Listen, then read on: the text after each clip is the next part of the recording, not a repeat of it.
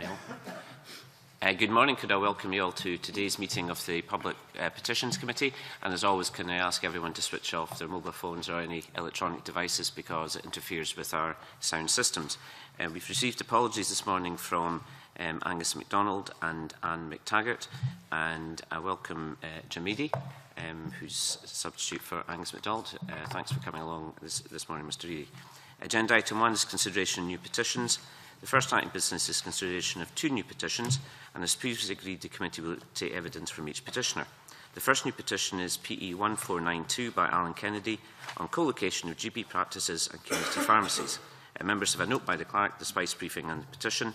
And could I welcome the petitioner, Alan Kennedy. You're very welcome, Mr Kennedy. Thank you for coming along. And Jean Kerr, who's the chair of the Crumbie Public Reference Group, to the meeting. And could I invite Mr Kennedy to make a short presentation of around 5 minutes to set the context for the petition, after which I'll move to questions. Mr Kennedy. Chairman, gentlemen, thank you. Ladies and gentlemen, thank you. I simply wish to make 5 main points for you to consider in conjunction with what you have already seen in the petition. Firstly, I accept that the Minister for Health and Wellbeing has now at last publicly agreed in November this year that the current Scottish pharmacy application legislation is deeply flawed and is to be revised. He has promised action soon. However, that process of review actually began in June 2013, following an MSP's meeting with Michael Matheson, the Minister for Health, which identified serious problems with the legislation. We are still waiting action 6 months later. Secondly, whilst the threat to Benbecula's GP dispensing has been removed for now, 2 more practices are threatened with unwelcome applications in Drimmen and Aberfoyle. There may be a third in Castletown. As long as a moratorium on further applications is not applied, other applications will follow. Some 40 of 101 dispensing practices in Scotland are at risk. The problems and distress these unwelcome applications are causing in communities and to staff working there should not be underestimated. Thirdly, there is a belief in both government and the pharmaceutical industry that each and every existing pharmacist may be adversely affected by new startups.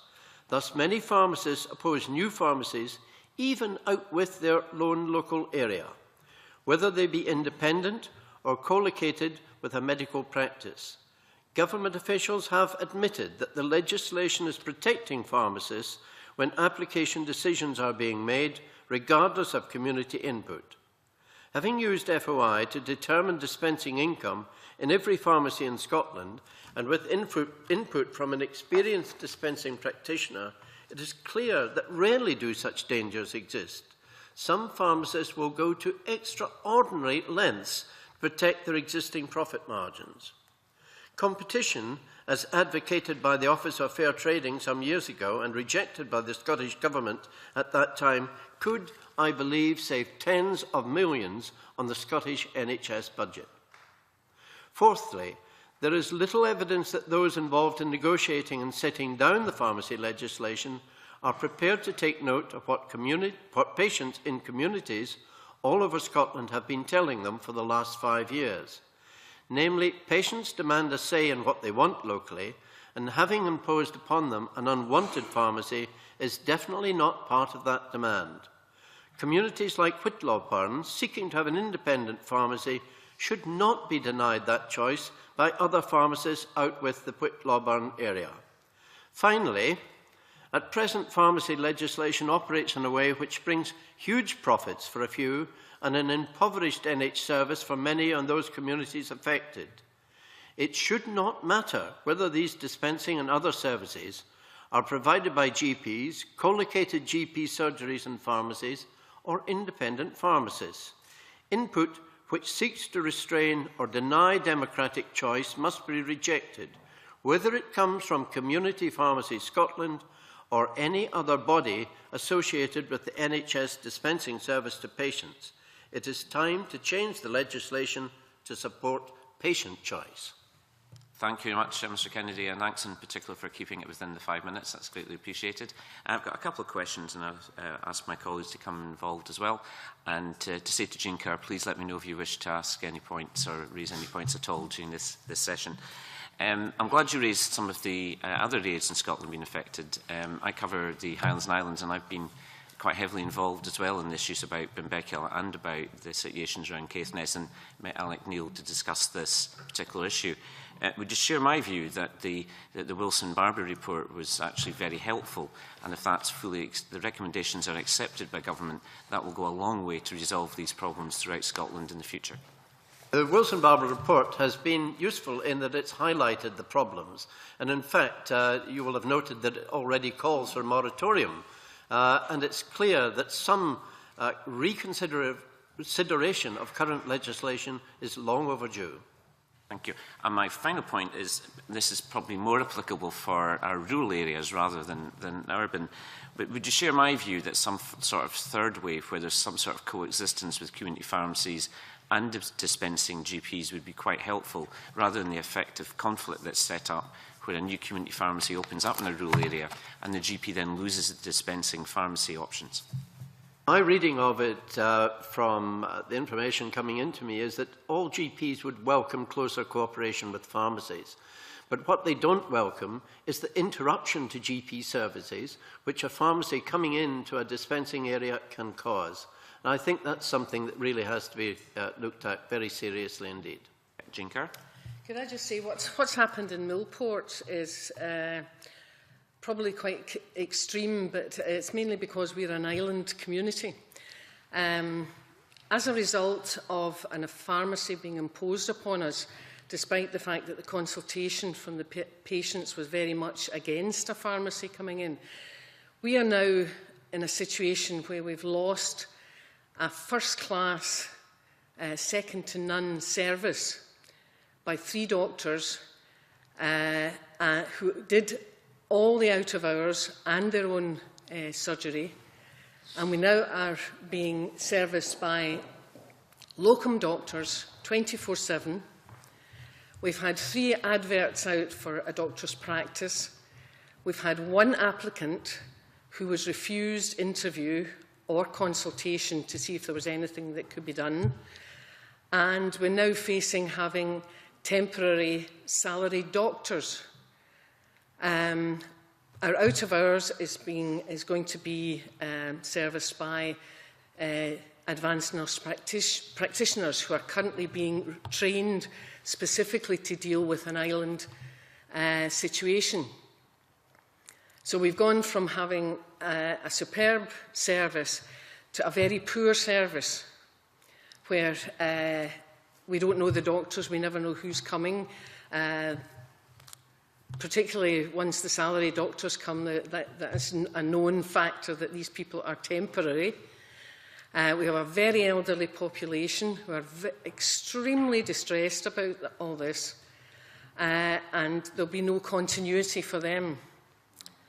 It has divided our community quite considerably, because the older ones are feeling the problems of this, and the younger ones are quite happy because they've got their minor illnesses and they get their free bits and pieces from the pharmacy. All we're asking, it's exactly what Alan's saying, is that we can get our dispensary back so that the money that is sort of generated from that could pay for the full amount of doctors that are needed for us, because the general anecdotal evidence we're getting back is that all these people, the people who showed an interest when the adverts went out, withdrew because they felt the practice was unviable for what was being expected to be done. Sorry, Captain Cross, just time is quite short, so I'm keen to get my colleagues in. But I take it from your comments that the root cause of this, in your view, is the community pharmacy applications. Is that your argument? Because we asked that the dispensary remain open, even though the pharmacy was coming in, and NHS Air Shannon refused and closed it. We know they had the authority to let it stay open, and they didn't. They closed it. And as a result of that, we are not able to attract a doctor's practice which will be, would be sustainable and safe and affordable. Thank you for that. I'll now bring my colleagues in. Can I start with Chick Brodie? Yes, good morning. I wonder if I may, clearly my colleague Mr Carlow will dwell on the Millport situation in detail, but the drugs is a very profitable business. Why would 3 doctors who are committed to customer service and protecting their clients resign because the dispensing service has been withdrawn? Well, I can't speak for the doctors themselves, but I can understand the fact that they were there for almost 30 years and had built up a superb practice for us. We haven't had a pharmacy on the island for 40 years, and they themselves chose to put a great deal of the money that was generated from the dispensary into paying for a third doctor into paying for their cover out of hours. And this did not cost... Could I just add briefly to that Millport is not alone in the fact that the doctors give up. We've lost both our doctors in my local community. Having started with a wooden shed, they ended up with 2 purpose-built surgeries, which they can barely now afford. Let me make it clear. I'm very much in favour of as much activity being generated in and by the community. But do you not think there's the potential, or indeed there might be, a conflict of interest between the doctors issuing prescriptions and the dispensing service associated with them dispensing these prescriptions? I don't see why there should be a conflict, because it's worked perfectly well for many years. And there is another myth that perhaps I should dispel, that pharmacies can provide services which dispensing doctors can't. When you actually examine the content of what is happening in a rural surgery, which is dispensing, you will find they mirror pharmacies in a certain way. They are also cheaper. Now, I'm not here to defend dispensing doctors, but I am here to try and point out that there are more options open when you start looking at it than may first appear. I understand that. Thank you for that answer. I still have, if I look at recent cases, and in fact a question I asked last year about the relationships between GPs and pharmacists, be they remote or local, we're losing something like upwards of £30 million in terms of repeat prescriptions. I'm not too sure that having dispensing services adjacent or close by a local practice will eliminate that kind of problem. Yes, but dispensing... Because GPs are so busy. If you look at the clawback from dispensing income to GPs and to pharmacists, GPs are actually less costly than pharmacists. There is about a 1.5% difference in the cost to the NHS. Okay. I wonder if I just do one last question, Convener.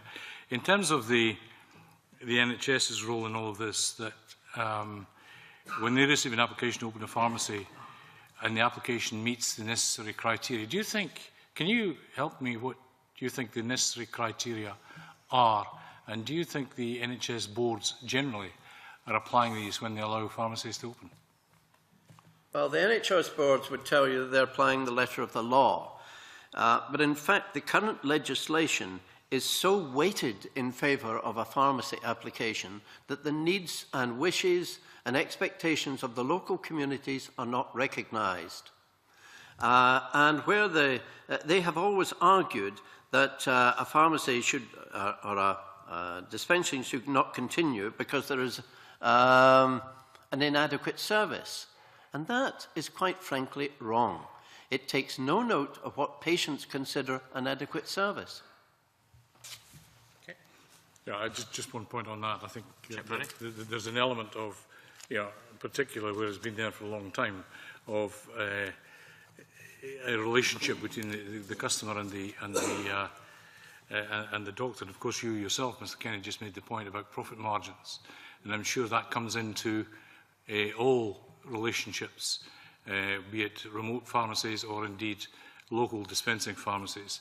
So we can't sweep that under the carpet in terms of just exactly. I come back to my earlier comment about drugs as a very profitable business. So ideally, the solution should be a co-located pharmacy and GP surgery. That would be an ideal situation, but that is not permitted. okay, thank you. Jackson Carlo. Good morning. I should obviously, as a West of Scotland member, say that I am familiar with the situation on Cumbria, and I want to be helpful, but to qualify that with a particular area. First of all, I mean, the suggestion that island and rural GPs are squirreling away huge profits, I think the point you make is that, in fact, the profits that were made from the dispensing GP practice, particularly in Cumbria, were then reinvested by the practice in order to ensure that they could give the most comprehensive service to their patients. Is that correct? That's correct, yeah. And I think we were at a stage where those GPs were set to retire, and who I think felt that because the change was imposed upon them, they were no longer able to offer that service, and therefore their retirement went ahead. And the proof of the pudding has been the inability of the practice, or any practice, to recruit new GPs to it, because those GPs looking at it do not see that it would be an opportunity that they would be able to properly take advantage of. Is that correct? Yes. Yes, because the Scottish NHS has never recognised that cross-subsidising from GP dispensing income to support other services is a valid point. Dispensing GPs are treated as contractors. Quite different. And the difficulty I think we have generally is that both island and rural communities are finding it difficult to recruit GPs to replace those elsewhere in Scotland who are also coming up to the point of retirement.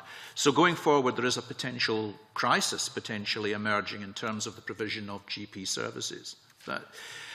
I'd like to ask Mr. Kennedy this, though. I can understand the argument in relation to islands in particular, where the loss of a GP service potentially means there is no out-of-hours cover on the island from a GP, where the population is probably elderly and is not changing. But there are communities where the community is growing, and where the original rationale behind a GP dispensing practice was that they were serving a relatively small population base, and that the wider population base does make sustainable the opportunity for a community pharmacy. And I'm not sure I just share your dismissal of that prospect quite in the same as much as you do, because I know in terms of sexual health testing kits and some other areas, the anonymity of the dispensing practice as opposed to the GP where the whole of a family might be involved is potentially a route that there is evidence young people and others will access. So when you dismiss the additional services as you do, I wonder if that's entirely fair. Well, let me just explain, perhaps taking the example of Lucas and Balmallow. When Lucas was granted a pharmacy, dispensing in Balmallow had to cease because the Lucas pharmacists objected.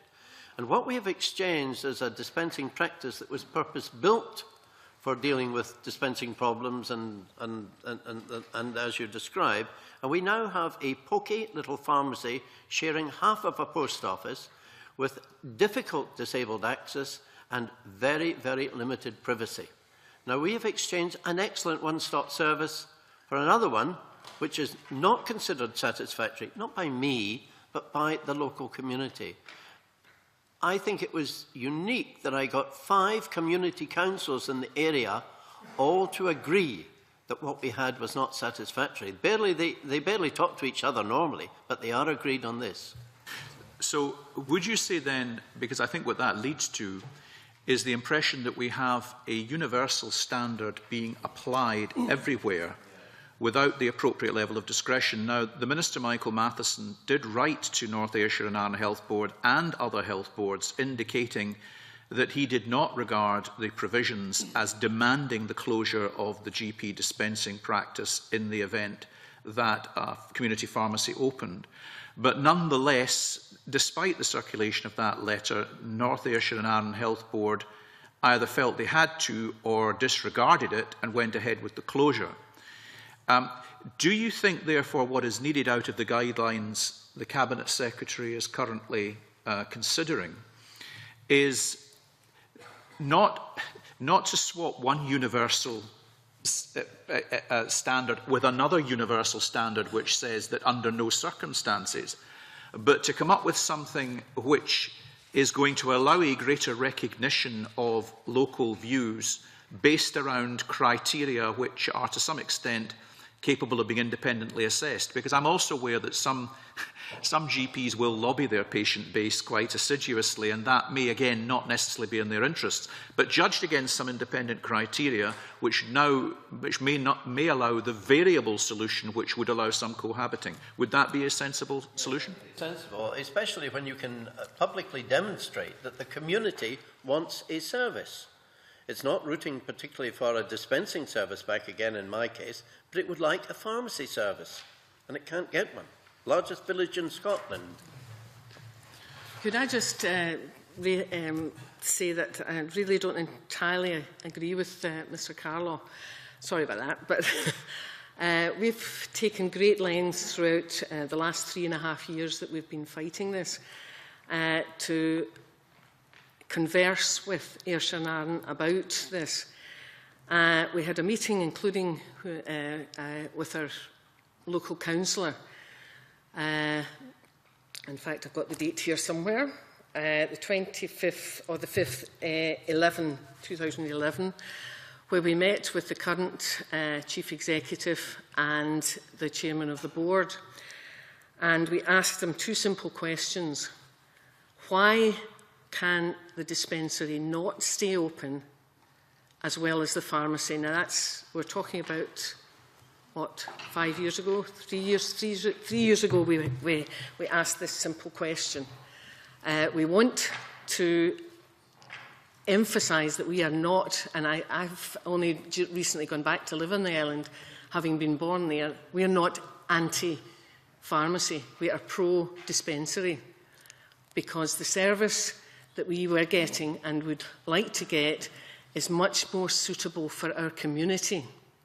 And this is where I would agree with you, that one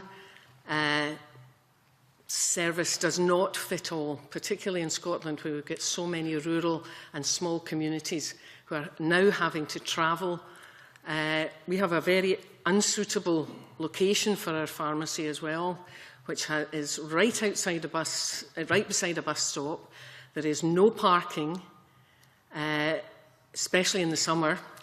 There's a bicycle shop for hired bicycles right beside it, and the whole thing has not really been considered properly, and that was our argument with Ayrshire and Arden.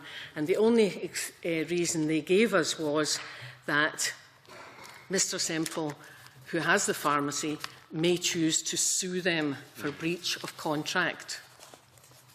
And I think this is the reason that they have definitely closed our dispensary. And we would like to take that yes. to be taken into I don't know that we are in consideration. disagreement, actually, at the end of the day, but the point is, for whatever reason, the Minister's letter was not seen as giving the Health Board the comfort they felt they needed, or the security of comfort they felt they needed, to agree to the dispensing practice staying open. And therefore, although there was some hope that it might, it didn't, and therefore what's needed out of the guidelines is something which is much more authoritative and clear. Yeah. Jim Meady. Thank you, Convener. Good morning. I'm sure you've been very clear in the views that you've expressed this morning, but I'm not sure that I've understood them correctly. So can I just clarify at the outset what it is you mean, Mr. Kennedy? Are you saying that the current regulations have a presumption in favour of all pharmacy applications, or are you saying that the regulations are weighted in favour of existing pharmacies? I say they're weighted against a pharmacy happening where other pharmacists oppose it, because they have the privilege of defining the neighbourhood need in these applications. It doesn't come from the community. That is, the community's view is not accepted. Okay, that's clear. That helps clarify matters for me, and certainly reflects the experience that I have as an Edinburgh MSP, where a pharmacy, my constituency, has closed, and the local community would like to see that pharmacy reopened, but that has been refused by the local NHS board. Can I ask another question? And that is, if I heard you correctly, I think you said that competition, as advocated by the Office of Fair Trading, could save the NHS millions of pounds every year. Do you have an evidence base to substantiate that assertion? Well, I've looked at the evidence provided me recently by a dispensing GP who is aware of the discounts which are being achieved. Now, currently, the Scottish Government works with pharmaceutical firms to establish what the base price should be. They then deduct a certain amount in reimbursement to pharmacists and to GPs, knowing that they will get a small discount. The problem is that what is not clear, and I think needs a lot more exploration, is the amount of discount that pharmacies are actually getting. There was a case in London recently where a pharmacy was marking up particular medicines by 500%. We're getting a discount of that amount. There was a court case about it.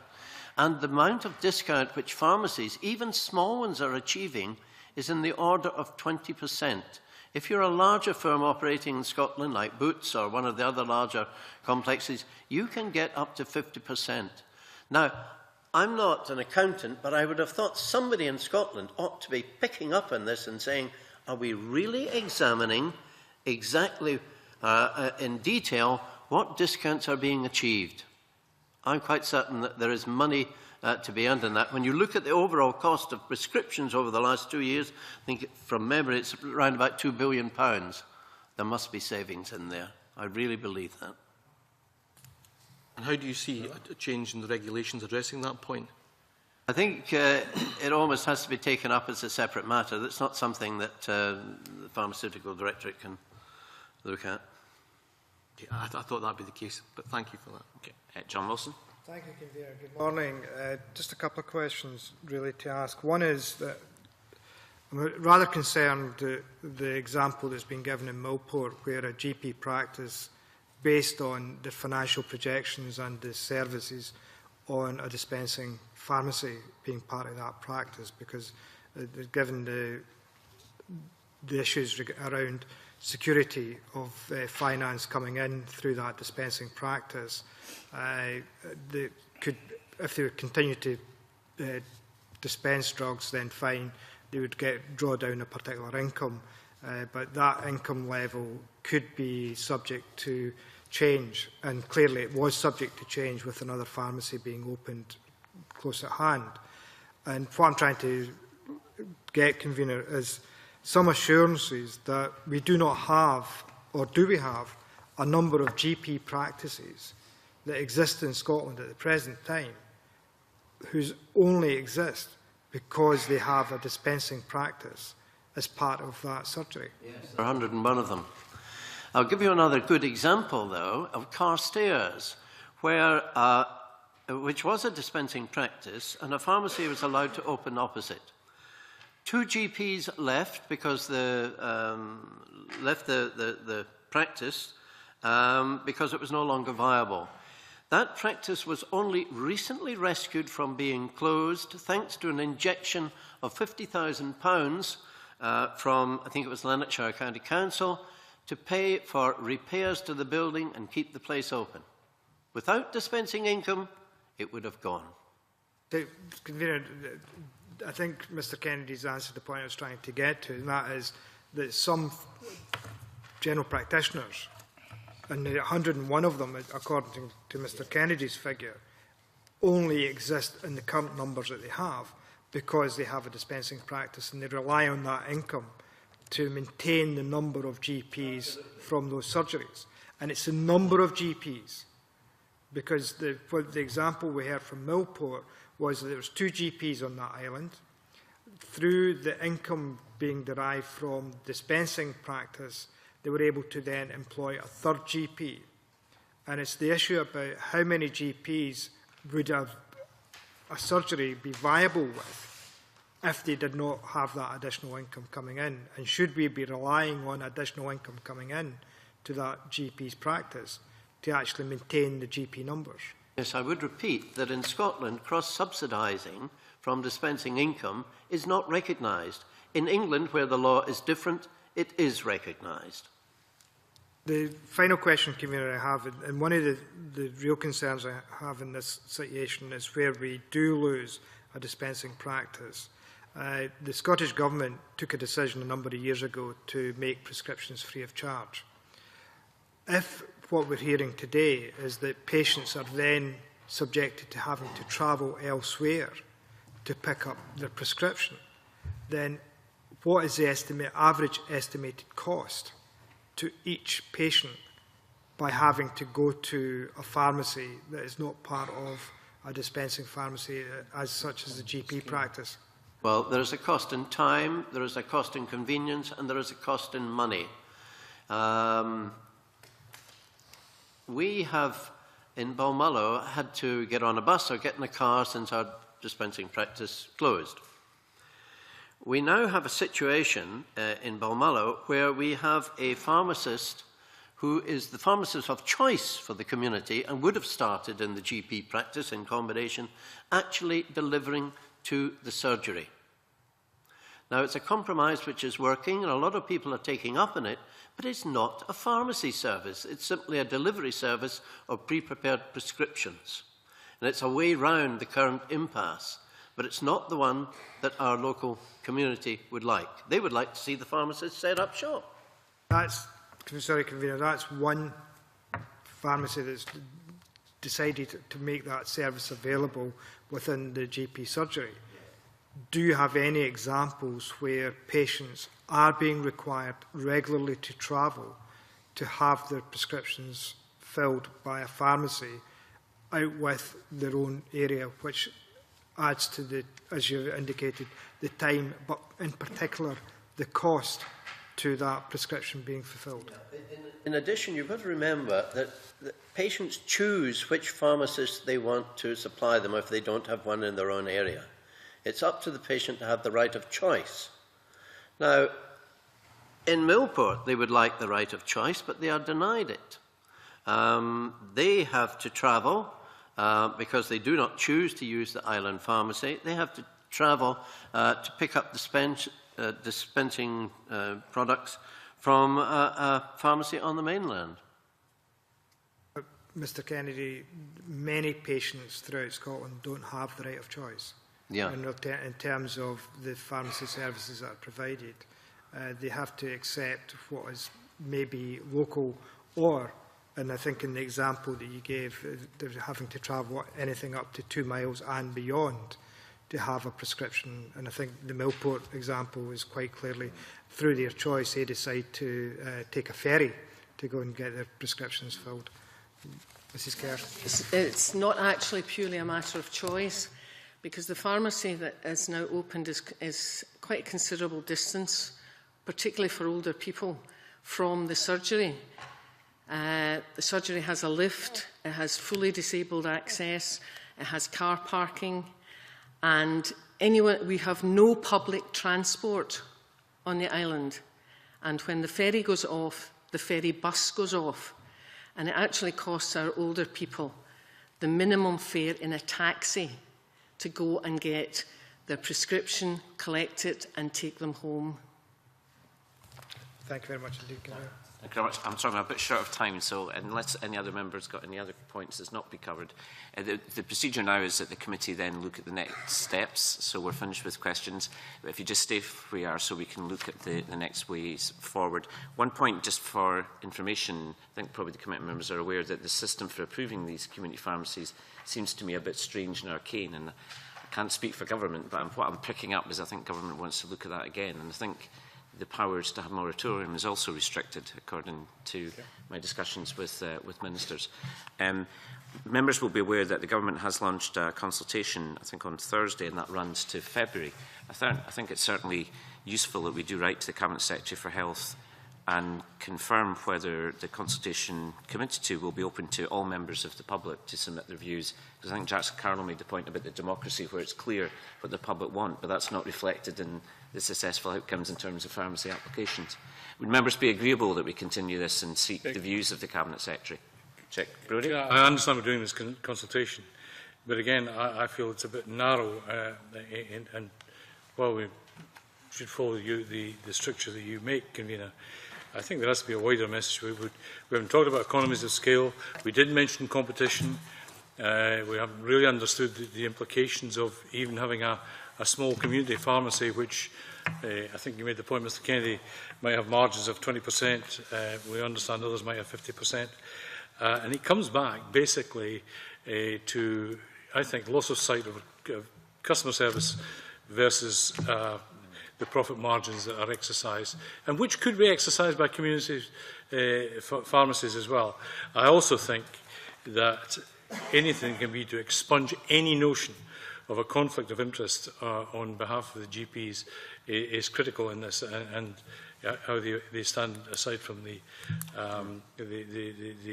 instructions given to NHS services. So while I agree that we go ahead as you propose, there has to be a much wider discussion on the whole provision of drugs, drug costing, how they're purveyed, how they're distributed. Thank you. Jackson Carroll.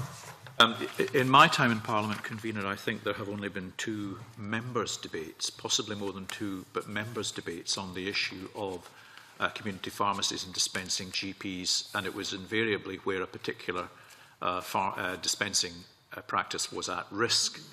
I note that the Health and Sport Committee did raise this issue with the Cabinet Secretary on the 12th of November, and I see his response as presented to us in the official report.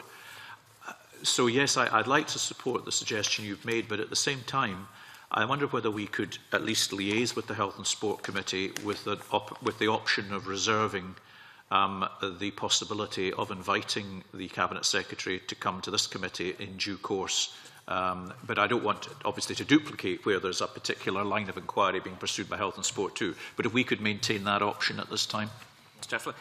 And I'm not going to lose sight of Chick Brodie's points. I think if we're doing a general letter to the Cabinet Secretary, we can certainly incorporate Chick Brodie's wider comments on this argument. And I think I would also like to confirm when the Government will make a decision on adopting the recommendations of the Wilson-Barber report, because my view is that the Wilson-Barber report would solve this problem if the recommendations were adopted. And in fairness, I don't think Government's far away from making that decision on the recommendations of the report. Any other contributions from members? Are members agreeable with the general thrust of where we're going? Thank you. So as you can both pick up, we're obviously very keen to pursue your petition. We'll send it to Government. It may be in the future that the Cabinet Secretary himself is here to give evidence. We'll obviously keep you up to date with developments, and thank you very much for coming along, particularly Mr Kennedy, and submitting a petition to us, and Kazana Jean Kerr as well for coming along. And I'll suspend for 2 minutes to allow our witnesses to turn around. Thank you again for coming along. Thank you.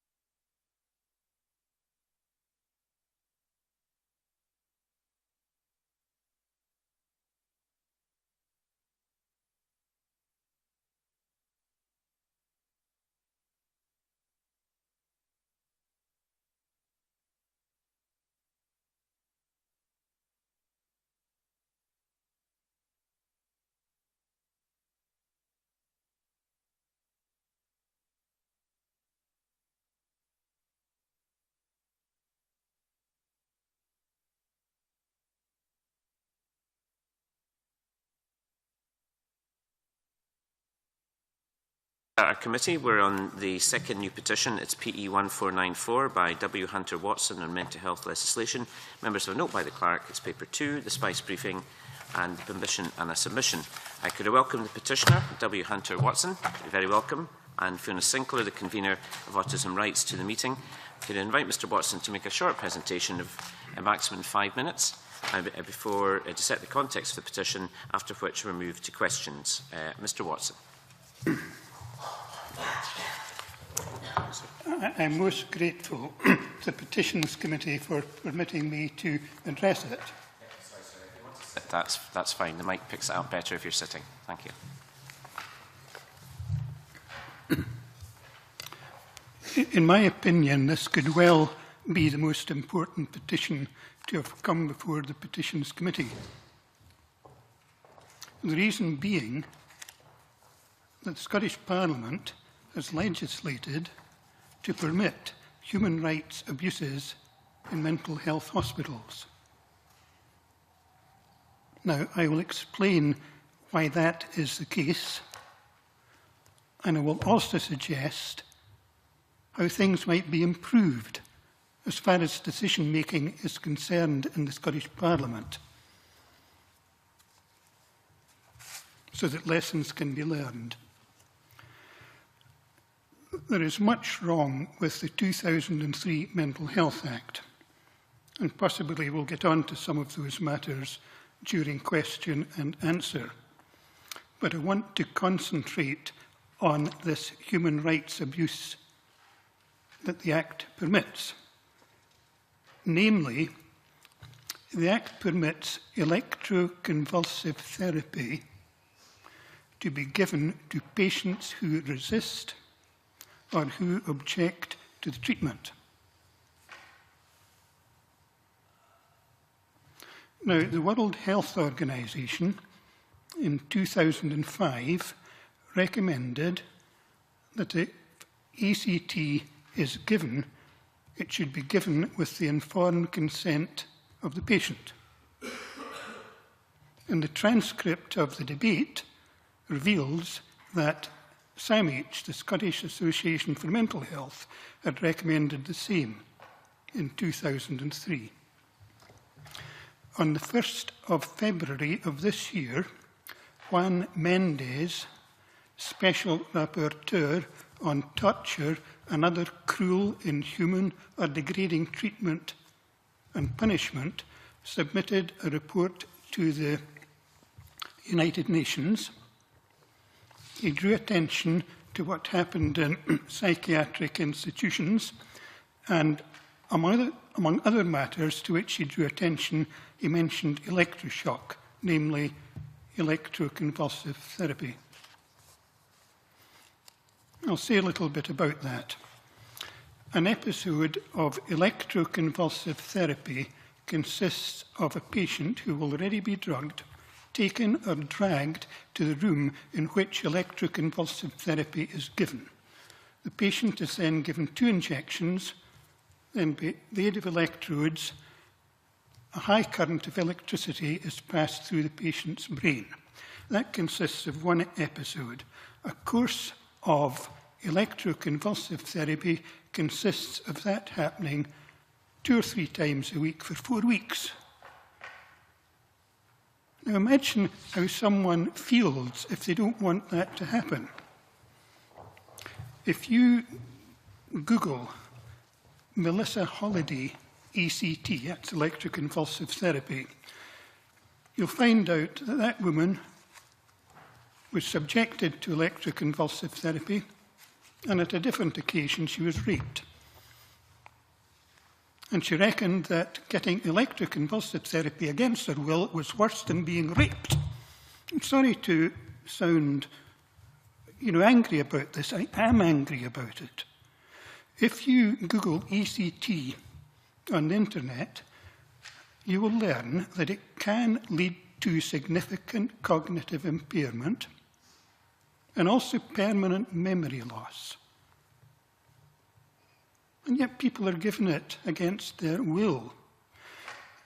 Alison McInnes, MSP, kindly sought some information for me from the Scottish Government. And according to the information supplied to Alison McInnes, 23% of patients who lack capacity, in other words, patients unable to give informed consent, did not benefit. And yet they're given it against their will. And it doesn't necessarily cure depression. Well, it didn't, 23% apparently derived no benefit. Now, in my opinion, if Parliament, when it considers the mental health bill, if it doesn't remove that section about electroconvulsive therapy, it's not taking human rights seriously. Okay, now, I suggested that you should consider what lessons might be learned. MSPs and ministers are very, very busy people. There's dreadful constituents, such as myself, that keep writing to them. And they do their best for us. Ministers rely to a large extent on officials. And the officials, as far as care homes are concerned, it's another matter, and also mental health legislation are not giving good advice, partly because it comes from psychiatrists. Now, it is not at all obvious to me why a psychiatrist can subject a patient to electroconvulsive therapy against a patient's will when an oncologist cannot give chemotherapy to a cancer patient without the cancer patient's consent. What is all that about? Now, psychiatrists have a lot of power. They want to maintain that power. There has been bad advice coming from the Mental Welfare Commission on more than one occasion. April 2008, it issued guidance on restraint in care homes, saying that medication could be used as restraint and concealed in food or drink if necessary. I had a petition about that, which failed. Yes. We're past the 5 minutes, and if I don't allow some time for questions... Thank you for letting me sound off. I'm going to run out of time. Thank you. Can I just touch on a couple of points and I bring my colleagues in? You raised the issue about ECT and the possible breaches of the European Convention of Human Rights. ECT is used across Europe. You've mentioned some of the cases. What have you picked up in your studies to identify that there is a potential breach of the European Convention of Human Rights? All right. In 2002, I think it was in the case of Pretty versus UK, there was a definition given of inhuman or degrading treatment. Now, Shona Robertson, as the transcript shows, spoke to Parliament about ECT, and the information she gave to Parliament made it quite clear that ECT, involuntary ECT, some people are quite happy to have ECT. I'm not saying it should never happen. I'll have it in my bag somewhere, probably what Shona Robertson actually told Parliament. But there are feelings of terror and distress, and that brings it within the definition of inhuman or degrading treatment as defined by the European Court of Human Rights in 2002. I think it was the case of UK v Pretty. Thank you for that. My second question before I bring my colleagues in. You mentioned the 2003 Act. There was, as you know, the McManus review of the 2003 Act. It made several recommendations about to ensure that tribunals were made more effective. What is your assessment of that? Are they more effective since we've had the McManus review? I was one of those who responded to the McManus review. There were actually, quite apart from that, 3 reports came out in 2009 submitted to the Scottish Parliament. Now, the McManus review had no interest whatsoever in what was being reported in one of the other reports. Tribunals let witnesses in support of the patient have their say, but pay little attention to evidence given on the part of the patient. And one of the reports suggested there should be research in that matter. I've said something in my petition. We're getting off the main point, I think, which is that the Act does permit inhuman or degrading treatment, and that point shouldn't be ignored. However, the tribunal composition is such that tribunal hearings are not fair. I don't know whether you have my petition in front of you or not. Yes, we all have, yeah. Excellent. So I make reference to a ruling of the European Court of Human Rights. The tribunal proceedings are not fair because one of the members of the tribunal is a psychiatrist, and the other two tribunal members are liable to defer to his supposed expertise, and that psychiatrist is unlikely to challenge the views of the psychiatrist who wishes to treat the patient in certain ways, and some of those ways are inhuman or degrading, and I will expand on that if you give me the chance. So to do. Can I just, yes, Fiona Sinclair? Yeah, can I just pop in there? Hunter doesn't have experience of the tribunal system, nor do I have personal experience of the tribunal system, but my members do have personal experience. And their view was, before they were set up, that the tribunals were preferable to the courts. Their view is now that it should actually be taken back by the courts. And one of the reasons for that is that, as Hunter stated, witnesses do not have to give evidence on oath, so they cannot therefore be charged with perjury if they tell a lie. Some of the experiences in tribunal are really quite disgraceful, with the health board, their side, holding sessions in camera with the tribunal members and excluding the patient and their representatives, that I've been told about, and various other things that take place, allowing witnesses to basically give defamatory information about the patient and their family and not allow the patient the chance to come back at them. Moreover, what often happens is that because of the way the system works, the patient will be at a tribunal, they will already be in the system, and they will be standing in front of the tribunal and they will be drugged up to their eyeballs, because they will be, that is all that is involved. And this is one of the problems with the whole Mental Health Act. It is predicated upon a mental health system which uses only drugs and occasionally ECT. It doesn't use anything else. I mean, there is this push, yes, to get more psychological therapies, but it's just not happening, particularly in Scotland. There are countries around the world where there are alternatives, but this is not being developed upon. But just to get back to the tribunals, there are problems, serious problems with the tribunals, and it's very difficult for the patient and his or her representative to prove what's going on, because all of the paperwork is undertaken by the tribunal system themselves. And I have to point out here that if you have a complaint about the administration of the mental health tribunals for Scotland, the only body that you can actually make a complaint to is the mental health tribunals for Scotland. You cannot take it beyond them. There is no body that you can actually complain to beyond them.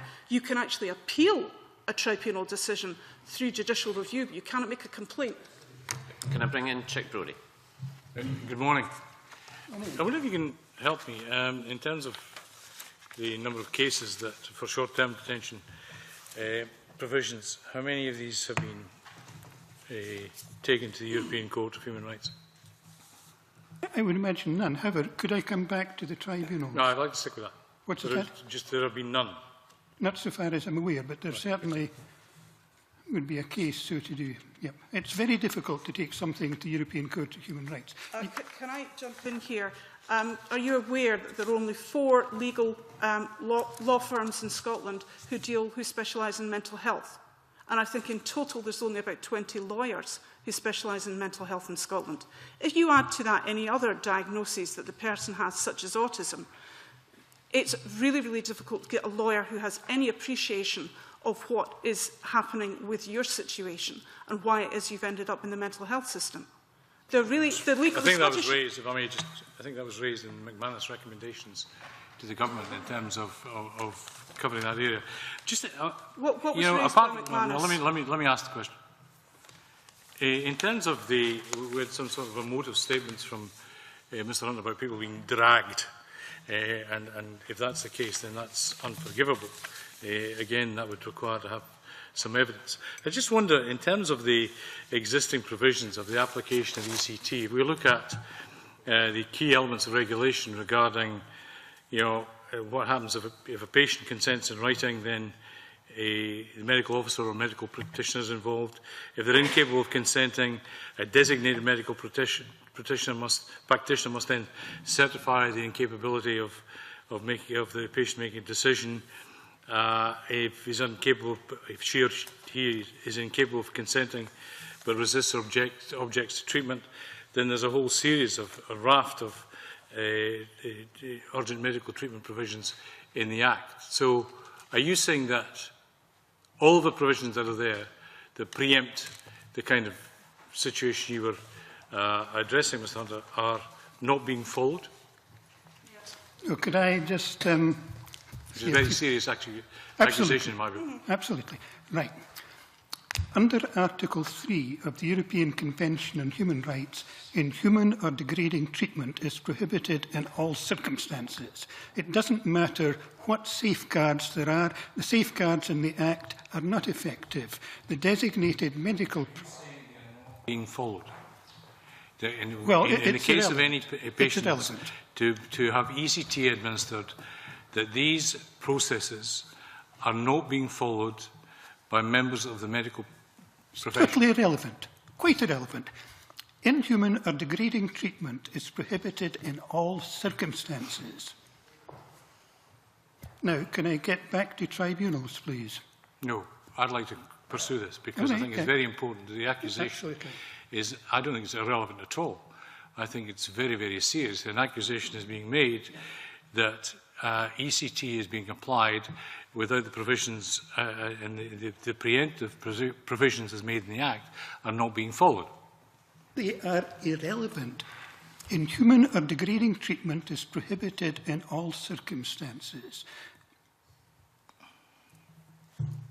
I have no further questions. Okay. Thank you. Can I just check, sorry, if my other colleagues have... Can I check whether any other colleagues wish to raise any questions or points? Jim Eadie. Thank you, Convener. Can I ask Ms Sinclair, you were giving some examples from the experience of your members of the operation of the tribunal system, and I was just concerned to know about the opportunities to make complaints under the normal complaints process. If someone was making a complaint about their experience of treatment through the National Health Service, they would have recourse ultimately to the public sector ombudsman. Is that not the case in relation to the tribunal as well? They would have recourse to the SPSO if they're making a complaint about the system, but if they are making a complaint about the tribunals themselves, they're only, and it generally would be an administrative complaint, it would be only to the Mental Health Tribunal themselves. Now, I've got a copy of a letter that the MHTS wrote to a patient, and that letter was stating quite clearly that if he wanted an explanation of what they were telling him in that letter, he should seek legal advice. They didn't make any attempt to explain. Ms Sinclair, is that members of the public, if they have a complaint against the NHS, can ultimately appeal to the SPSO. The SPSO... Sorry, can I just make... I'm concerned to make sure that there's a level playing field for all patients, whether they have a mental health problem or not.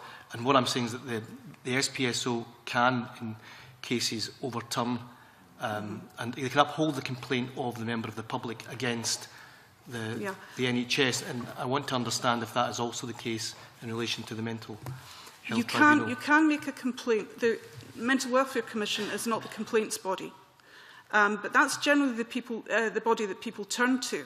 They don't generally turn to the SPSO because the SPSO doesn't have that expertise. And in any case, you have to make a complaint within a year. For some people, that's just not possible. Plus, and this is the important point, you cannot make a complaint to the SPSO if you then intend to go to legal proceedings. Now, the tribunal is a legal proceeding. So you cannot then make a complaint to the SPSO. This is the whole problem. The Mental Welfare Commission, as I say, is the body that people generally turn to when they want to actually have some help.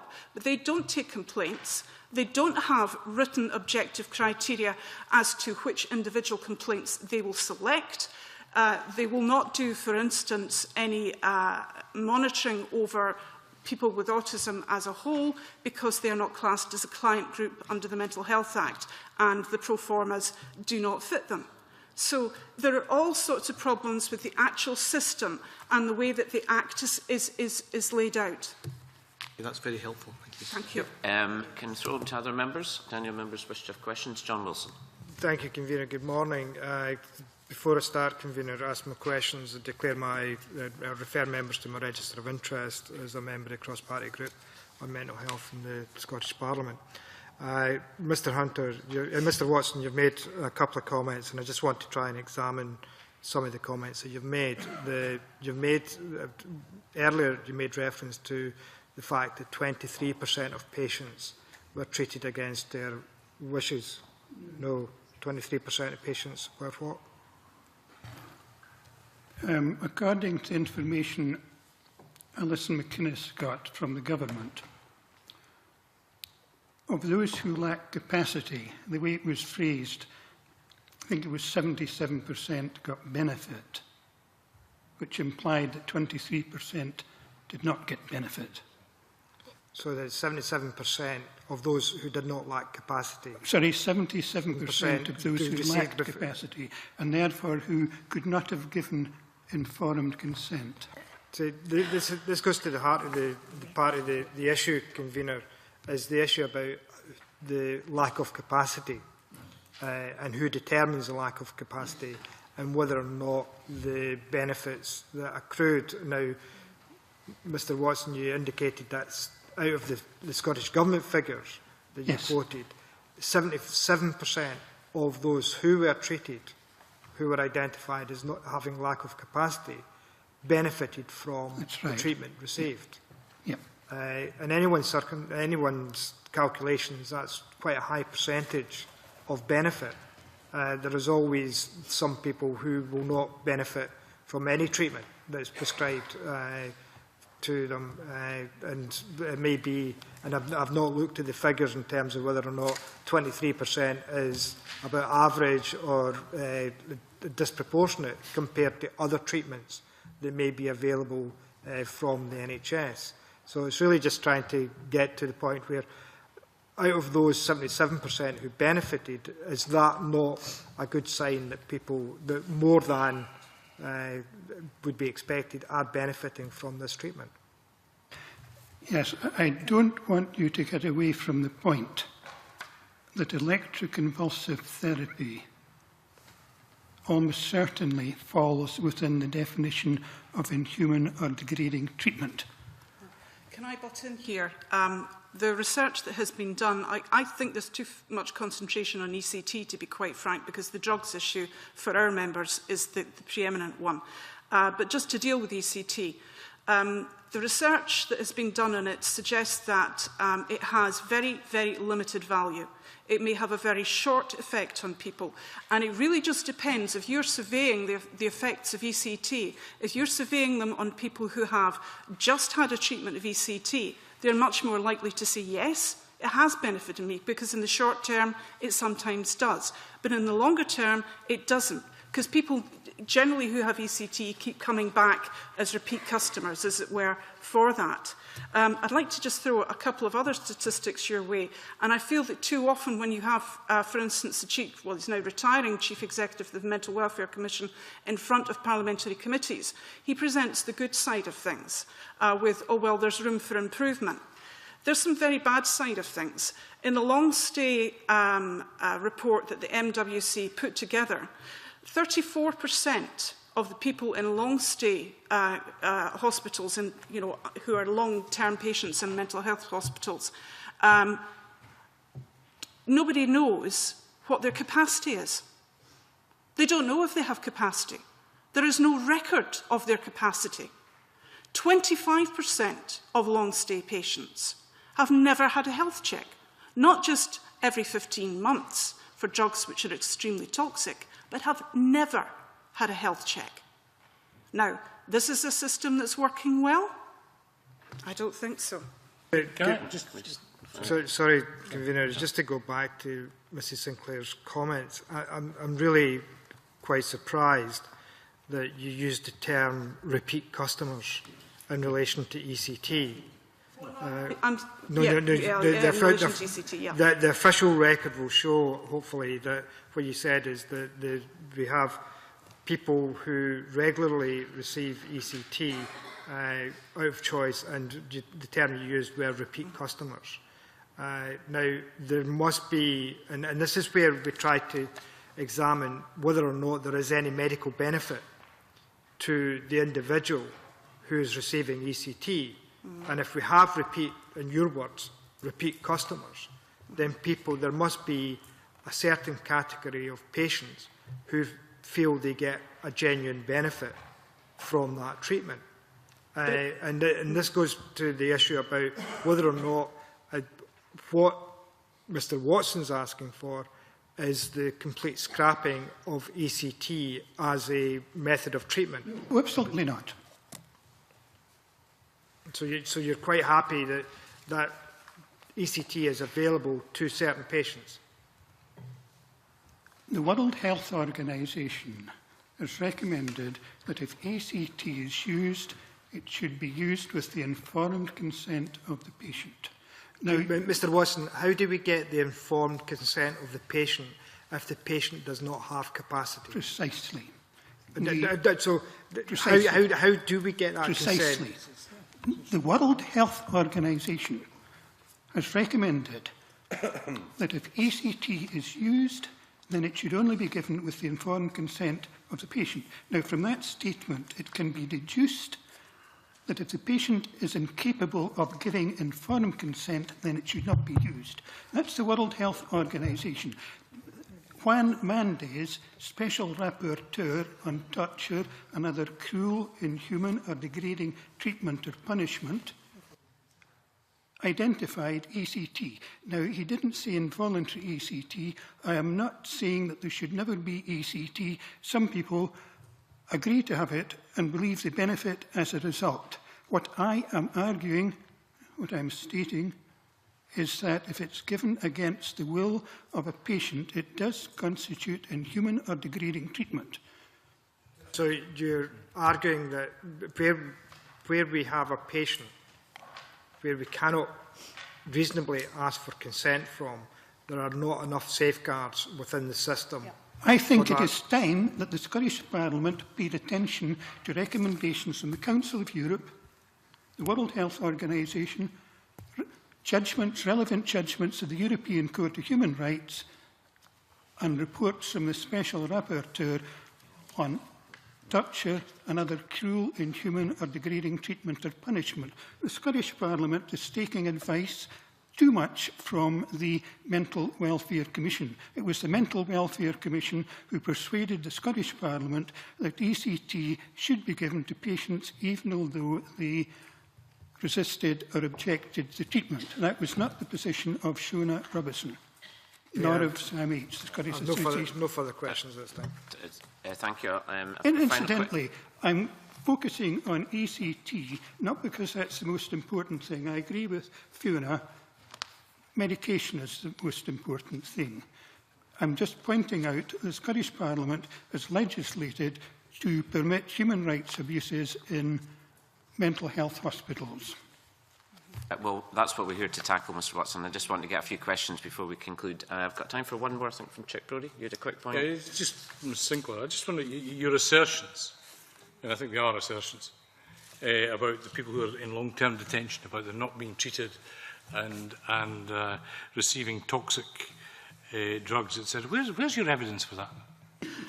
There's a lot of evidence out there. Where is your evidence? Where is my evidence? Yeah. Well, no. Can I just finish that one?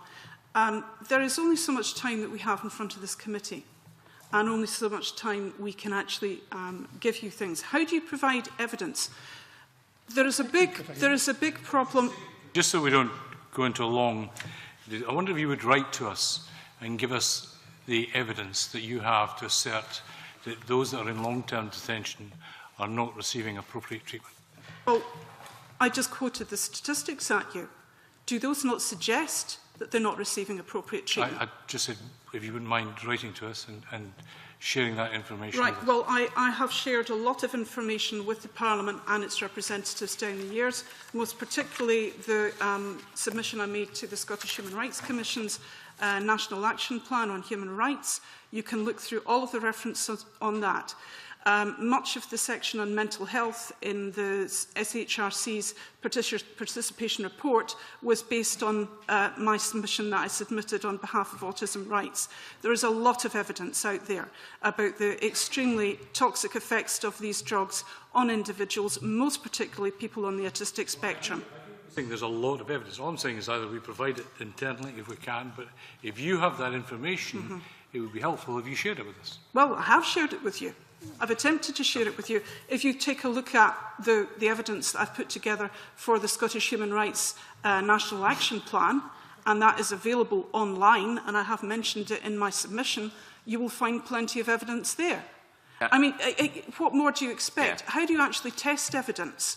There is a limit to what you can actually do in a parliament. The parliament expects you to present scientific evidence and then expect you to have a bunch of scientists behind you speaking to that evidence. What are the expectations here? I'm just saying we're not the enemy here. What we're trying to do. I know, but I'm just wondering, how do you actually get this evidence put to you? I've put the evidence, what evidence I can to you. Just for, if I just sort of resolve where we're going, in terms of helping the clerks of our committee understand the positions, if we could have a brief paper which gives the up-to-date position on evidence, that would be very helpful. It means that we can do our job better. We're not the government, obviously. We're here as a parliamentary committee to look very carefully at this petition. I'm now very short of time, but a very quick point, Mr Watson. Thank you very much. Regarding tribunals, I've written a paper on them. I've studied 3 transcripts at dreadful, abysmal level. Point 1. Point 2. There is evidence that antipsychotic drugs given to people with dementia cause many to die early or have a stroke, and yet these are given to dementia patients in hospitals. There was one woman who submitted a 51-page report to Health Secretary. What happened to her mother was disgraceful. She was given depot injections of those drugs. These caused her to be semi-conscious for 3 days or so. She would recover. Another 21, 25 days, another injection. Latterly, she couldn't even hold a glass or suck water through a straw. She had been an active woman before she was detained. Try and get a hold of that report. And I'll extend the invite to yourself as well, Mr Watson. I know you've given us some material. If there's anything further, please don't hesitate to give the clerk some more written evidence. The stage we're now at, as you're probably aware, is we stop the questions, that we have a summation period where the committee come to conclusions about the next step. Clearly, there's a lot of material here for the committee to absorb, and certainly think we need to continue this petition to get advice from the Scottish Government, among others. But as always, the committee as a whole have to make this decision. Can just throw open to comments from committee members. Jackson Carlow? Yes, Convener. I feel that there has been a very long lead time subsequent to Shona Robison's January 2008 group headed by Professor McManus. And I notice, in fact, that it would appear, I don't know if it's the clerks or whoever, but we're supposedly still going to have the draft bill on mental health published before the end of 2013. Well, we're running a bit short of time for that consultation to appear. So I do think that it would be worth writing to the Scottish Government, asking them just what has occasioned the lead time on all of this, and when and what do they now anticipate will be the timescale that they'll be operating to. Good point. Members agreeable?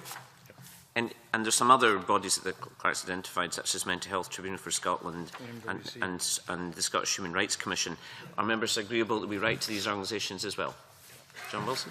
I could also suggest we write to the Scottish Association for Mental Health, who have been referred to today as part of the evidence, and also write to the Royal College of Psychiatrists in Scotland, because there have been comments made about the psychiatrists and their treatment of patients, and could also, given some of the evidence we've heard about the use of antipsychotic drugs, and the impact antipsychotic drugs have, we write to NHS Scotland to get their view on the use of antipsychotic drugs, particularly where patients have other conditions that the antipsychotic drugs may impact upon.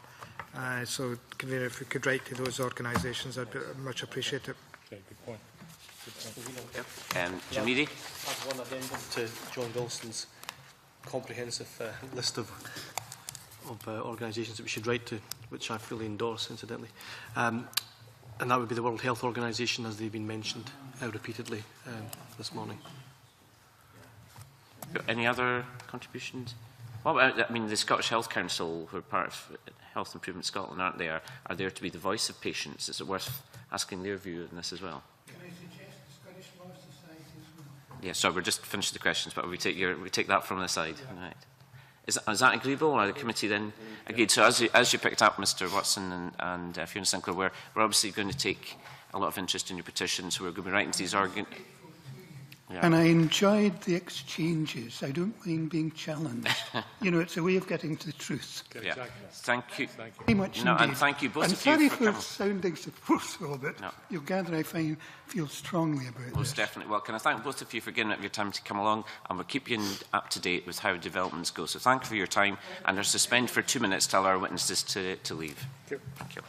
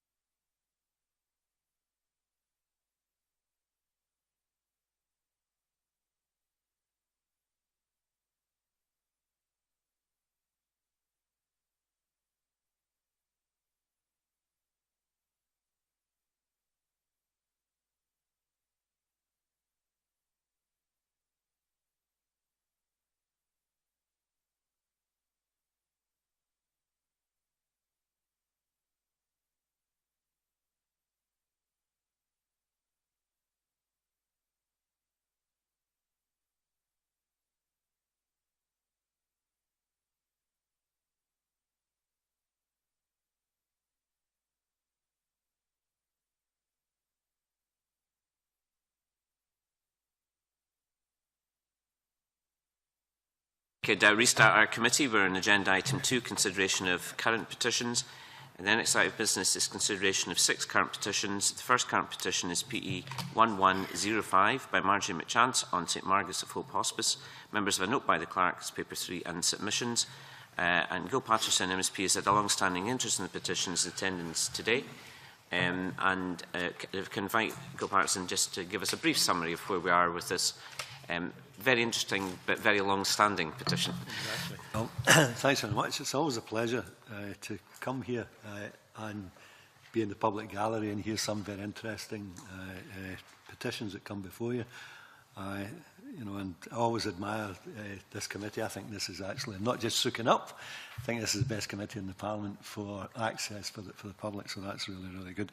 I haven't terribly much to say on St Margaret of Scotland Hospice petition, and that's, I think I could sum up what the position is at the moment, is that talks are being held about talks, that we are setting not me or we, but what's happening is that the ground rules are being set up. I think it's been done very amicably, and I think I'm hoping that we're moving towards a conclusion and to a point where all parties will be agreeable and can take something from the outcome. And I have nothing other than that. I'm happy if you want to ask questions to me. Not at all. Could I thank Bill Patterson for coming along and his kind comments about the committee. As I understand it, we've got, I think, independent arbitration being set up currently to look at this situation. I mean, I think it was a very important and long-standing committee. I mean, I think probably the only issue to point out to committee members is it was December 2007 was when this petition appeared before us. And whilst I'm very keen, obviously, that we do as many petitions as we can, clearly, with so many new petitions coming on board, there's also an issue about leaving some space for that. But with that brief comment, I'm bringing Chip Brodie. Yeah, I wonder if I can ask Gil, Mr. Patterson. This has, as the committee said, long-standing. I don't know why these things take so long. But have there been any consequences as a result of this taking eons to arrive at a decision? Well, I think the biggest consequence is if there has been funding gaps, then obviously there is there's an outcome in that regard. That effectively, for the best part, we're talking about allocation of resources, and on the basis of differentials between similar or same institutions. So obviously, there's an impact on that, and because it is so long, then that impact and the resolution and to get to an end good point is frustrating, I would suggest. But people that have been involved in this are very, very patient, and there is an expectation at the end of the journey that we can come to a resolution that satisfies everyone. I'm expecting that to happen, to be quite frank with you. I think that's good that, and I'm sure it will happen. It's just, when I look at things like this, I think it probably, at the end of the day, will cost us a lot more than had we come to some, agreement earlier on. We would have achieved outcomes that everyone on both sides would have desired. And for the life of me, I just do not understand why some of these things take the period of time they do. Thank you. Jackson Carlo, followed by John Wilson. Simply to say, Convener, I think that the potential consequence, to ask Mr. Brodie's question and to get Mr. Patterson, if he would confirm, was that at one stage it looked as though the preferred route by the Health Board was one which would render the St Margaret of Scotland Hospice unviable, which was going to be potentially of enormous consequence to the very many people who have been nursed through to end-of-life care and who hopefully will now continue to be so. The Health Board's preferred option collapsed, but they're required, as a result of the suspicion that arose out of all of this, direct involvement from the Cabinet Secretary in order to instruct both parties to finally liaise and negotiate over what would be an amicable solution. And I wonder if Mr. Patterson agrees with me that the authority of this committee should stand behind this position until we see the ink physically dry on an agreement which is acceptable to both parties in relation to the resolution of this dispute. Yes, I concur with everything that you said, and thankfully, I've got to say, because I don't, I prefer to dwell in success, and I think there was almost a divine intervention in regards to what had happened with regards to the collapse of the Blot Hill project, and that would have meant that the continuing care beds would have been shifted to there, and that would have, I would hate to think what would have happened to the hospice if that had happened, but thankfully something happened and that was averted. Now we're on to that part of what the hospice does and does extremely well. We've secured that part of it. The next bit is to look at the funding that comes to the hospice from the Health Board for the other part of the contract and work that they do on behalf of the Health Board for the community. And it's that part. As I say, I'm very thankful that we did achieve that good success. It was almost an accident, I dare say, but nevertheless, that was good. And now I want to, and I feel positive that happened, and now we move on to try and secure that last bit. And I think again, it's just my nature, I think, but I'm an optimist, and I can see no benefit, to be quite frankly, in any regard that we don't come to a conclusion, and I think we can get there, Convener, that both parties are satisfied and feel that, you know, that they're both in a reasonable place. I do know that the wider campaigning organisations who are supporting this petition have very much appreciated the contribution the Petitions Committee have made. Whether they've placed us in the column marked divine intervention, I hesitate to suggest, but I would hope, Convener, that you would allow, as I suggested, this petition, notwithstanding your strictures, to continue till the ink is dry in that agreement, because it has been a long time coming and has proved sometimes to be in false expectation, and I think we would want to see it before we surrender that authority. I was happy to give the member an early Christmas present. It's not divine intervention, but I'm not sure whether I'm amused or upset to receive a letter from the Scottish Government saying both parties also expressed their wish to maintain momentum on this issue. Yeah. Could I bring in Jim Meady, and apologies for delaying Mr. Reedy. Thank you, Convener. I should say at the outset that I had a declaration of interest, which is that my own mother was cared for and died in St Margaret's Hospice. So I can actually testify to the excellent end-of-life care that is provided at that facility. And I can also say that there is huge public confidence in the clinicians and the nurses who provide that care. And actually there is, to echo the point made earlier by Chick Brodie, huge frustration and a bewilderment at the uncertainty that has been surrounding the continuing provision of that excellent facility in Clydebank. And I think finally I want to make 2 points. One, to pay tribute to Gil Patterson, who has been assiduous in promoting the interests of his constituency and his constituents, and also to say that the petition should absolutely remain open until this matter is finally resolved. I'm sure all the committee will endorse your comments about Mr. Patterson. John Wilson. Can I say that I think I've been with this petition since 2007. I was substitute member on the committee when this petition first came before the committee. I think I've sat in the committee, every committee meeting that has been considered since then.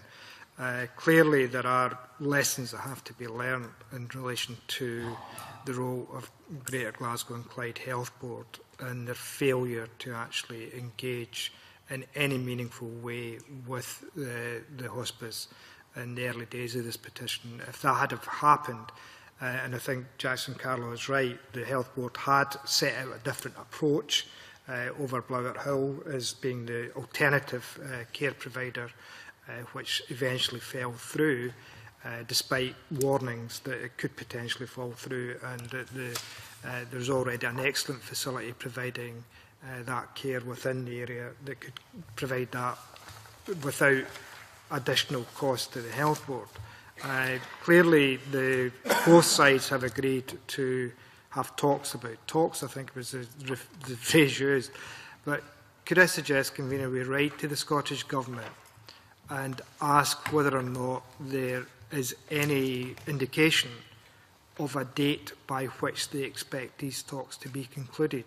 Because given that we are now 6 years on from this petition originally being presented, what I don't want is the opportunity for Greater Glasgow and Clyde Health Board to drag further any discussion with the hospice in relation to coming to an agreed settlement and how this should go forward. Because many of the times that we've discussed this at this committee, this petition at this committee, has been with great concern, and Jim Eadie used the word frustration, that the Health Board would not sit down and talk. And when they did agree to do that, they just dragged it on in the hope that the hospice would go away. The hospice have been tenacious in terms of their struggle here and should be applauded for the work they've put into this. But I would like to seek from the Scottish Government assurances, particularly from Greater Glasgow and Clyde Health Board, that there is an end date for the discussions that we can actually bring back to this committee and hopefully get a conclusion that's satisfactory to the petitioners as well as to the many people who benefit from the services provided by the hospice. Are members agreeable with John Wilson's suggestion? Are members agreeable then that we continue to write the Scottish Government and hopefully then we'll get a conclusion in the new year when the ink is dried in the agreement to use Gilparson's points. And thank Gilparson again for coming along today. Appreciate your time. Thank you. Jackson Carlow. Cabinet Secretary, I think it would be incumbent upon us to acknowledge his contribution today, which is to directly intervene to ensure that an independent intermediary has been appointed. So I think he has actually taken what is a very significant step, which had been called for quite some time prior to his intervening to do it, and ally that to the timetable thereafter. Right. Thank you very much for that. Thank you, Gil. Good, thanks very much. Move to our second current petition. It's PE 1404 by Stephen Fife on behalf of Diabetes UK Scotland on access to insulin pump therapy. Members, I note by the clerk and the submissions. Members will know that I've got a particular interest in this as co-convener of the cross-party group in diabetes, and I think we took some evidence from this in our Stornoway Parliament Day. And generally, I think I've been clear that I think the targets we got for insulin pumps are good ones by the Scottish Government. I think the issue that Diabetes UK Scotland had, and to a secondary extent I had, was that individual health boards weren't necessarily meeting these targets, and I think that was a source of frustration. But I think I've looked at some recent parliamentary questions, and I think we're certainly getting on track now, and that's something I think Diabetes UK Scotland are certainly happier with the progress that's been made. So my recommendation on that is I think there is a stage that we can probably close the petition under Rule 15.7 unless members have a different idea. Chick Brody? Yes, can I just, in general, I feel relatively comfortable with that. However, reading the Scottish Government's letter, again, makes me somewhat concerned that the answer to the first question about slippage and how confident is the Scottish Government that targets and deadlines set will be met and why, and it gives the reasons why. We then go on in various other questions to say this enables us to promptly identify when boards are not meeting agreed trajectory and facilities, that it's important to note that different boards have started from different baselines. There are no issues in terms of penalties. So we're saying, yes, we set up the improvement team and we set the targets, but they may not meet them. We're actually planning for failure, and which is totally unacceptable. I think that should be noted while we close the petition. We're either setting up teams to make sure these targets are met, or we're setting up teams to say, but things may not happen. Well, I think where performance issues arise, it's just. So it's a case then. I think the point you're making, Chip Brody, is where there's a failure for success, or we have a plan that we might have success. Having had the meetings that we've had, discussions with the government, we should have a plan for this succeeding. This letter does not fill me full to the brim with confidence. Other members wish a contribution?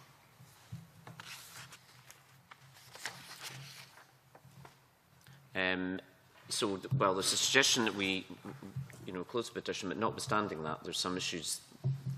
There's still some outstanding issues. I think you feel we should be raising. I'm sure on an individual basis we'll monitor this, but it's just a general point. I think, yes, close the petition, but the report shows that. The feeling is that, again, we're either taking eons to complete petitions or we're leaving them open-ended, neither of which, in my book, are acceptable. Well, I think there is a wider issue about government laying down targets and health boards failing to deal with these targets, and that's very clear in insulin pumps. The penalties should be very clear. Yeah. Well, and in some aspects, like in local government, there's financial penalties, but you're suggesting that would be a financial penalty on boards? It's not for me to. I know which penalties I'd apply, but John Wilson? I'm sure they don't. They're not prescribed. How do you follow up that comment, convener? The issue for me is, and I like Chick Brody, do have some concerns about the way this letter concludes, and that's by saying the 6-monthly review in the annual reviews should pick up these issues. If there is a management structure in place to monitor what's happening in the implementation, and I come from this from a member who represents an area, NHS Lanarkshire, which is way down in terms of the delivery of insulin pumps. I'm concerned that I'm not talking about penalties, I'm talking about what action the government is going to take in between the 6-monthly review and the annual review to ensure that boards are meeting their targets and finding ways, and financial penalties on health boards like local authorities penalise those local authorities and don't bring any real benefit to the patients. But certainly there are very many well-paid officials within health boards, and maybe it's time we start looking at the financial penalties on those individuals in terms of their performance if they're not delivering on the agreed targets that have been set in place. But I would suggest we do close the petition, but if we write to the Scottish Government expressing our concern, and that no doubt this issue will continue to be monitored at a local level as well as national level, and we do expect the Government to take immediate appropriate action to get the targets back online if the targets seem to be slipping by any health board. Jackson Carla? No. Okay. Are members then agreeable with that course of action? That we close the petition, but we do note some concerns around performance of health boards and about how, the issue that's come up in other petitions is the postcode lottery from one health board delivers and another doesn't, and that's a wider issue for us. But can I just put on record as well my thanks to Diabetes UK Scotland for the work they've done in this particular issue as well. We move on to third current petition is PE 1460 by Susan Archibald on behalf of the Scottish Parliament Cross-Party Group on Chronic Pain on improvements of services and resources to tackle chronic pain. Members have a note by the clerk and submissions. I think we all got an email from Susan Archibald just saying that she had another she had another engagement today, was unable to attend, and I note that the Scottish Government has placed her on the National Chronic Pain Steering Group, which I think we should congratulate Susan Archibald for the work that she's done. Can I ask members for contributions? I don't think there would be anything lost in us holding the petition open for one more meeting until we actually get the outcome of the consultation and the government's preferred route forward. We'll give this committee one last time, perhaps to liaise with the petitioner as to what they think of the conclusion of all of that, and to draw it to a conclusion, to close the petition at that point. Yep. Great, thank you for that. The fourth current petition is PE 1469 by Aileen Jackson on neighbour notification distances for wind turbine applications. Members have a note by the clerk submissions. We got a late update from the Scottish Government, was received and it's been circulated to members. There's certainly a recommendation, I think, from clerks that we look to refer the petition to the Local Government and Regeneration Committee for part of its forthcoming work on the National Planning Framework 3 and the review of the Scottish planning policy. It would seem sensible to put it to the committee that's going to be dealing with that. But again, as always, I look to counsel and opinions from members. Jackson Carla? Thank you, Convener. I was actually slightly surprised by the Scottish Government letter, because I thought it was more proactive in seeking to address some of the issues arising from the petition than perhaps had been indicated at an earlier time, and I took some encouragement from that. I think what's important now is that, given the national position regarding the subsidy of onshore wind farms and the potential that might create for an acceleration of applications, I think it's important that if the government is minded to look at these matters, that it's not on an extended timescale. And the one thing the letter didn't, from the Scottish Government, entirely convey to me was the timescale they intended to have underpinning it. I wonder whether we might write to them to get some further confirmation of that en route to then referring the petition to the other committee. Competent? If members are agreeable? Are members all agreeable? Sure. Right. Thank you for that. Yeah. Yeah. Okay. Scottish Government letter, and it's worth noting that our conclusions will be with us by the end of November. I rest my case from previous comments. Thank you for that. I move to the fifth current petition is PE 1477 by Jamie Ray on behalf of the Throat Cancer Foundation on a gender-neutral HPV vaccination. Members, I note by the clerk and submissions. I can invite contributions from members. And just to remind members, one, there's a number of options, obviously. One option, of course, is to write to the Joint Committee for Vaccination Immunisation on its plans to reconsider extension of the HPV vaccination programme, because the Scottish Government takes advice from the JCVI. Are members agreeable to that course of action? Jackson Carroll? I am, Convener. I'm slightly surprised by the progress of this petition, because the Government's view and the advice it has received does seem to be being challenged by a number of different parties who are writing to us. And I think we should be, therefore, drawing that to the Government's attention, because it's not insignificant, it seems to me, in the balance that must be struck in what is actually quite a difficult judgment for the Government to make. But it does seem to me that that advice is not likely made, and some of it has been quite well founded and grounded, and so I'm myself slightly in a different place to where I was, I think, when I first read the petition. Any other members wish to contribute? John Wilson? I agree with Jackson Carlow that we should draw the Government's attention, particularly the University of Cambridge submission that has come in to the committee. I think that is quite compelling in the evidence that is provided in relation to the vaccination regime, and draw the Government's attention to that and ask them to respond accordingly. So we're basically drawing the Government's attention to some of the information we've received, and we're going to seek written information from the JCVI. Right. Thank you for that.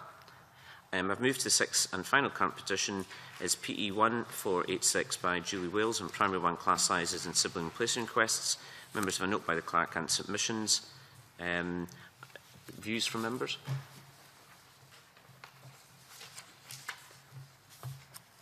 Jackson Carlow? We are at a point which I'm not sure I didn't regard as an inevitable one, where I think that we should consider closing this petition in view of the information we've received and, in fact, the Government's own review of class sizes in 2014. John Wilson? Convener, could I say that while I agree, Jackson Carlow, we've come to a place where I think knew we were going to come to, and the difficulty is, even with the review of classroom sizes in 2014, I don't think we'll resolve the issue of placement requests, as we discussed previously in this committee. And I think it is one of these areas where family members have to understand that placement requests are basically decided by local authorities. There are appeal processes contained within local authorities, but in terms of the Government review and classroom sizes, I'm not sure whether that would or would want to encourage any hope for anyone who's faced with that request to have siblings placed along with their older brothers or sisters in the same school will hold any future hope for them. The reality is placement requests are decided by local authorities, and in many respects can be decided by the capacity of the school or otherwise to deal with those particular placement requests.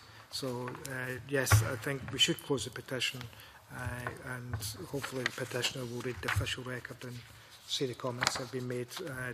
We're not holding out hope that the classroom size review will end to siblings being placed with other siblings in the particular schools. Any other contributions from members? No. Members agreeable, then we close the petition under Rule 15.7. Thank you.